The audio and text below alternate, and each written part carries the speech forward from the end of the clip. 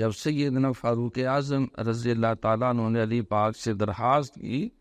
اگر آپ کی لخت جگر مجھے اجازت دے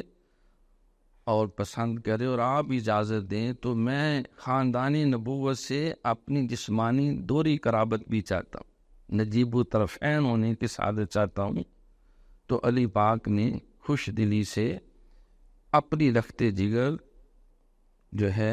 سیدہ ام کلثوم رضی اللہ تعالیٰ عنہا جو سیدہ خاتون جنت کی صاحبزادی تھی، ان کا عقد سیدنا فاروق اعظم سے فرمایا، جس سے زید بن عمر رضی اللہ تعالیٰ کی بناد۔ تو یہ وہ خاندان نبوت ہے جن سے قرابت کے لیے، جن سے محبت اور پیار کا اظہار کرنے کے لیے ابھی واقعہ کربلا پیش نہیں آیا، ابھی امام حسن نے وہ صلح کا وہ عملی مظاہرہ نہیں ہوا، لیکن ان کی عظمتوں کے ڈنکے اور محبتوں چاہتوں کے ڈنکے پہلے سے بج رہے۔